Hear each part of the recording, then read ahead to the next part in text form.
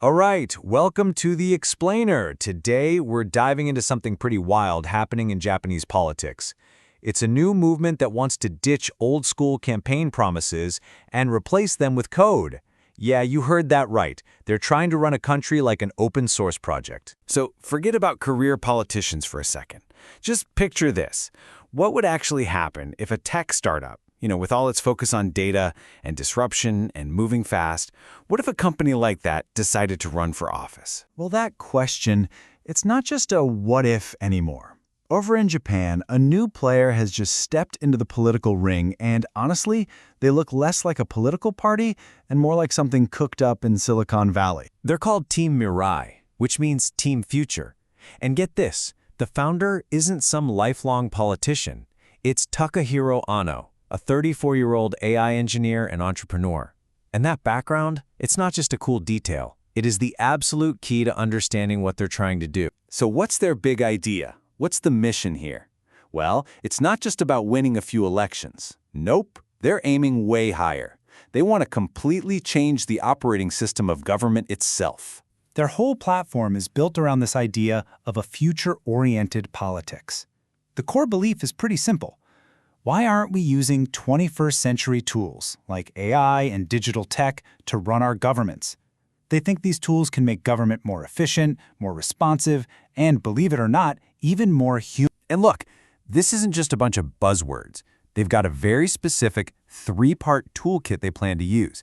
You can almost think of it as their product suite for disrupting politics. Okay, so their whole strategy really comes down to three big things. First, making how the government works totally open source.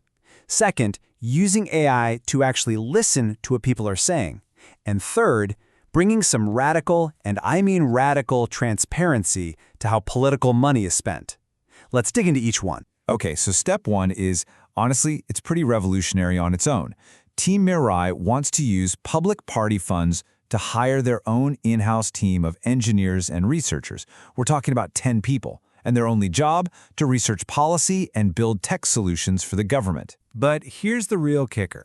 Unlike all the closed-door, backroom policymaking we're used to, all of this team's work, the data they use, the code they write, the reports they produce, it would all be made open source. Just out there for anyone to see. This means any citizen could look at it, critique it, and maybe even help improve it. All right, tool number 2 is all about hearing from you, the public. It's a chatbot called AINO, and it's basically designed to be a nonstop listening engine.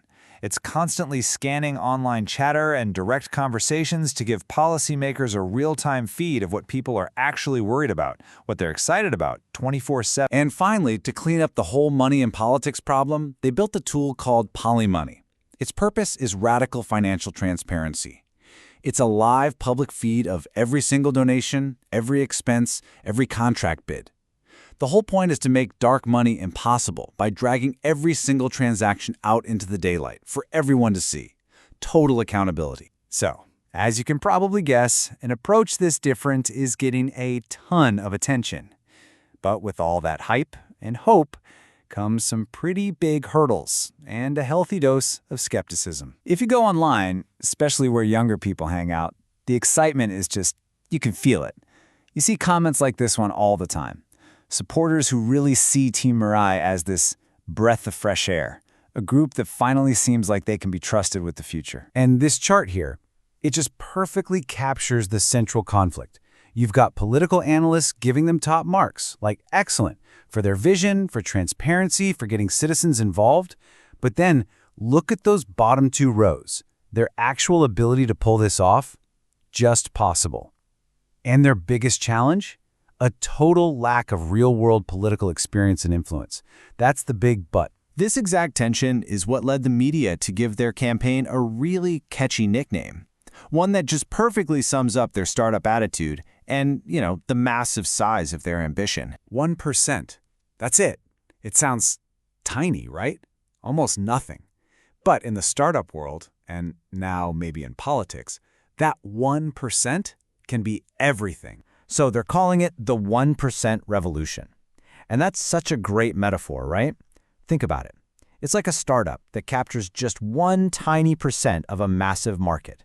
It looks small at first, But that little foothold can be the launch pad for explosive growth that ends up changing the entire industry. And really, that's what it all boils down to.